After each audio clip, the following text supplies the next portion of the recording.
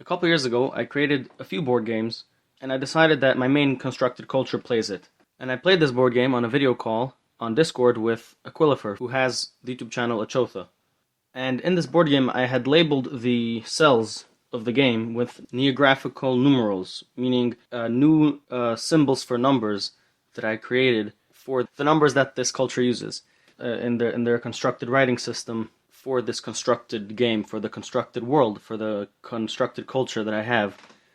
And so I recorded this video call, and the rest of this video call has us playing the actual game. And there's also another game that I played that I also made for this constructed culture that I played with a different person from Discord. And I have that video also that I recorded a couple years ago that I haven't gotten around to finishing the editing of yet, but I am almost done. Anyway, in this conversation with Aquilifer, I ended up having a long conversation of how the Neographic numerals work. And originally I was going to make a whole video about it, explaining each step of the way and each nuance of the thing. But seeing as I haven't uploaded the video in forever, and even the last video uploaded, I recorded in like April or May of 2024, and I only uploaded it like a year later in 2025. So I really think the only way I'm ever going to upload the story of these numerals is by just taking this conversation I had with Aquilifer, editing it down, and just uploading that. So basically, this is the following video is the conversation I had with Aquilifer explaining the numerals, and I covered most of the important things. And if there's any questions, please put it down, and maybe I can make a follow-up, just a quick conversational style, basically. So yeah, enjoy the rest of the video, and if you want to see the actual game, how this board game is played, you can look out for that video, because it's already finished. It's been edited through. I just have to add, I want to basically make a short video that covers how the game is played, and then followed by the video of me playing the game, because the video of me playing the game is like an hour long, so I was thinking I can split it like that. And the other game that I also made, which I talked about a second ago, that video would be like 2 hours or 2.5 hours long, so I'd rather just also make a different video first covering the rules of the game, and then the video of me playing that game. Anyway, so these are the numbers. Yeah. So I'm assuming this is like in your world, right? Yeah, I was thinking that why not? My world people can also play this, you know? So these are just numbers I put here just for fun. It's just numbering 1 to 8 from, so this one is left to right and this one is right to left because the board is like split halfways and it goes in opposite directions. Then the number system, that has me a little bit confused. Oh, yeah. I want to eventually make a video about it, but it's going to be so long and so complicated that I'm pushing it off. But I can explain it to you in like 2 words or less. I'll try. Sure. It's binary. That's basically what it is. You have a grid. Hold on, let me open up like a paint or something, you know. Alright, so basically, they count in base 8, so... How do they count in base 8? Why? Yeah. Well, I can make up many different reasons, but I could just give you like, imagine, let me look at hands, right? That's a hand. Alright, there's 4 fingers per hand plus a thumb, so like you can count, 8 in total. You can count 10 in total. You can, but if you ignore your thumbs, if you just like, if you use your thumb to point at a finger while counting, like, this hand shape thingy?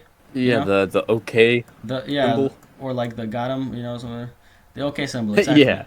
Right, so that's like you're counting 1, and then if you put it on the middle finger, if you put your thumb on the middle finger, that's like 2, and then 3, 4, pinky. Okay, right. So you can like count that way. Yeah. So I imagine that number systems can like start as like tallies, like 1, 2, 3, 4, 5, 1, 2, 3, 4, 5, right? Right. So let's say they use a grid, and then because their papers, I'll just say, and then you just have to believe me that their papers have grids. So yeah, whatever. So if you're counting. If you're putting tallies, you can do like 1, 2, 3, 4, 1, 2, 3, 4, 1, 2, 3, 4, right? And then you can just look at it and see like 4, 8, 12, But then somebody can come up with an idea. It can be a lot faster if we treat these 3. Let's get rid of this. Let's just do this. We can treat this as 4, this as 2, and this as 1. Okay, I'm like going past a few, let's say, I don't know, a few hundred years of history. I'm just gonna cut to the chase. If you treat these as like Is there not like an 8 grid? No, and I'll tell you why in a second. Okay. So if you treat this as 4, 2, 1, then right, if you put 1 over here, that's 4. If you put over here, that adds up to 6, right? Hmm? If you don't put the 4, that's just 2. And if you put this, that's just 1. if you do, so I thought they might, let's say this is for official documents, right? They might put like 8, let's say this is like 10. Then they might put like a dash over here to show that it's not filled in case, Right. somebody intercepts it and just starts adding numbers, So, so they might put like dashes whenever something is not written. And then I thought that they might invent a better way of counting, a more efficient way of counting, where they view it as, let's say they make each row is an additional, power of 8, right? Because it's base 8. To write like 10, or in their case 8, you put 1 over here, and then you write everything is blank, right? Okay, imagine, the numbers are 1, 2, 3, so 0, 1, 2, 3, 4, 5, 6, 7, and then the next one would be 1, 0, because you only have these numbers, right? But this represents the number 8, right? So then you would go to 17 and then 20. But it wouldn't be 20, it would be 16, but they would call it 20. So this would be 12 for us in base 10, but it would be 14 for them in like base 8, Like they would write, like in our number system, if they would be using, these were evolved in Europe, so let's just call them the European numbers. Yeah, I know what you mean. Then they would use this to represent this number, even though we would use this to represent that number, right? Because it's 8 plus 4 is 12. But they have it. Does that make sense to you? Yes, it does. Yeah, okay. So anyway, my point is, this is how they would write. So basically, if you want to write 3, you do it like this, right? If you ignore the 8. This is 3. Yeah. Right? So it's basically binary, but they fill it out like this. And then I thought, after they invent new paper technology where there is no grid, right? They wouldn't put the grid lines. They would just go like, I don't know, they would write like, this is 1, right?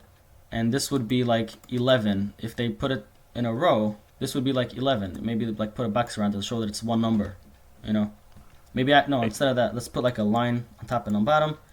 So you can't have a troll come in later on this official document and start like adding numbers, And then after a while, because it's on paper now, on a better paper, the lines might connect. They might say, instead of drawing 2 lines, let's draw a line that's like slanted to show that it's 2. So 1 would be 1 might just be like this and like a slanted line. A 2 might be, a 2 would be like this, but then it would just turn into that, right? So that's what confuses me there is like the slants and the pluses. Oh, okay. Yeah, okay. So a 2, if you look over here, a 2 would be like this, right? You would have 0 of 1, 1 of 2, and then 0 of 4, right? If you write that down on paper, that would end up like this. But if you evolve it such that they write it quickly in a certain way, then they would end up just doing that. That's a plus, right? That's the same shape, yeah. And then the slant would be, it might be easier. It might be a convention that like instead of writing like 2 lines for 1 and then 2 lines for 4, they might just say 1 line. For example, 5 is written like this, right? You have 1 line and then a 0 in the middle, and then so you have 1 and then 0 of 2, and then you have 1 of 4. So 1 line is straight, but if you want to specify 2 lines and you don't have patience to draw 2 lines, and instead of doing a long line, because that can get confusing, if you're writing quickly, it might just, you don't know which one is long, which one is, because maybe if you do this, you just mean 2 or something, and you're just leaving out this line. Right. It could mean many things, so they thought instead of making a long line, they might just make it like slanted. Okay. Makes sense. That way they know that it's supposed to be like 2, Yeah. Yeah, so then if you merge these shapes, then you get like 1 is like this, 2 is like this, 3 is like this, which again, after a while, it can like turn into this or something, but that's not, I'm not looking at that How yet. do you show 9 then? 9? Okay, so 9 would be, it would be like this. Okay. Which if you think about it, if you flip this, because this is vertically written, imagine if we wrote numbers that way, right? Imagine if we wrote 10 this way. That's what this is doing. Okay. Yeah, and so 11 would be like this, right? Because 11 is 2 ones. That's exactly what this is. 1 1. That's 1 after the base. So that's 9. That's 11. It would be the same, right? It's the same idea. Yeah.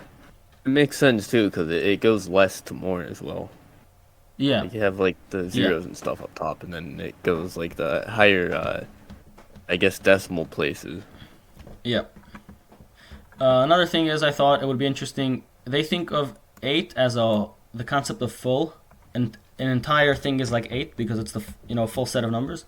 So I thought if they kind of draw like a half, this can be the symbol for a half, which comes from like to showing off this box, right? Right. So like the grid can be thought of as this shape, where this is like the eighths and this is like the ones. So this part is a half, and then this would be a quarter, and this would be an eighth. Right.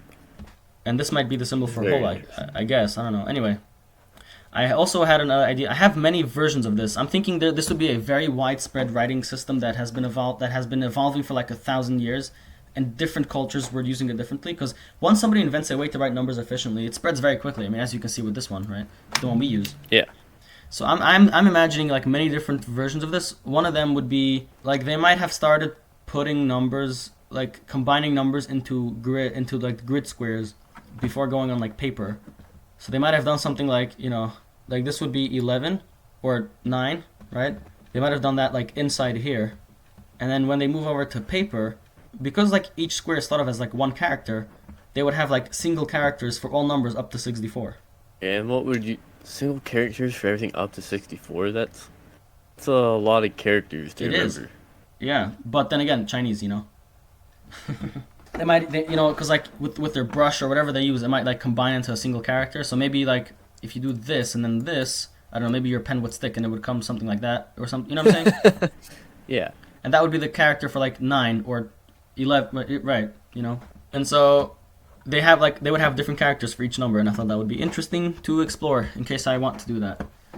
There's in also that case, yeah. if it's 1 for each number up to 64, how would you make numbers past 64 then? So yeah, so there are multiple ideas. I had an idea where they might put like some type of symbol, like a circle or like a basket or something. I don't know, for the number 8, as opposed to a line. They might put like a symbol for 8, or like a symbol for 64 or something. So for 64, they might include it in here as like. And by the way, this wouldn't mean 1 of 9. They wouldn't have this anymore after moving it to a single block, right? Right. So maybe they would do something like that would be like 65. Oh no, yeah, right, something like that. But I'm not sure. I can also make it that they would continue it this way. They would continue it this way. They would be like they would do it on a separate piece. So let's say they want to write 60. What is this? This is a 9. So 64 plus 9 is 73. 73. So if they want to write 73, they would let's say it's a square. It's a grid. So I don't know. Let's ignore this for a second. So they might write like this and then make a 60 after it, or a 64, below it or something. So you just add them together. 64 plus 9. Does that make sense? Yes. Okay. Yeah, says that. I also thought of like different types of grids. Like perhaps some people, when they got the idea, they got it earlier before it was kind of established to be like 1, 2, 4. So they might have like 1, 2, 4, 8. A grid like that. Right. Where they would put like, I have 12 things. They might do it that way, or like. And then if they take this and remove the grid around it on like paper, then like this would be 8 and like this would be 1. So they might just do like this for like 1 and like this for 8 or something. You know what I'm saying? Yeah. So that would be interesting. Different ideas for different strokes for different folks. Yeah, that'd be cool to have like different lettering, or I guess different numbering. Like different symbology for like the same writing system for different cultures. That would be an interesting idea. Oh yeah, I guess that's that's like how we all use Latin alphabet, but they use like numbers like this. You know what I'm saying?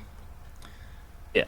Or I guess we have the reverse in real life, or the Europeans, whatever, the Western world has. Whatchamacallit? Like everyone has different alphabet, but they use the same number system. So that would be, you're saying the reverse of that. Everyone has the same writing system, but different numerals. Well, no, I'm saying like everybody has the same numbering system, but different symbols for it. Oh, okay. Everybody does like Base-8, and everybody does like the grid or like different variations of it. But the way they actually represent value, it's different. I am sure that given like a powerful empire that uses one, like this one, would probably get standardized eventually. Exactly, but there would probably still be, I don't know, like a random country that I hate the Empire. I'll specifically do everything they do. I'll do the opposite. You know. Or just places that aren't conquered by the Empire Yeah, as well. not conquered I know, like, but I think, trade can still influence it. You know, because you want to keep the books the same way. But also, you might have people that are like they value their traditions a lot. You know, and they're like, I don't want to switch it. Yeah. right. Oh, there's also like gematria, which is a similar idea of like using. Back in the day, everyone had a different way of writing numbers, right? Like the Romans had, you know, like this system with like C and X. The Romans had this, and then like the Greeks used, like alpha is 1 and beta is 2 and gamma is 3 and delta is 4. I mean, I guess back then, the Romans had their numerals, and then there was like the Greek way of like using the letters as numbers, which the Hebrews also used. There's like, there's like this one is like 1. Hold on, that looks ugly. That's like 1, and then like this is like 2, and then this is like 3 or whatever. Anyway, I'm gonna leave Yeah, now. I know what you mean. Alright. I'll see you. Okay, see you around.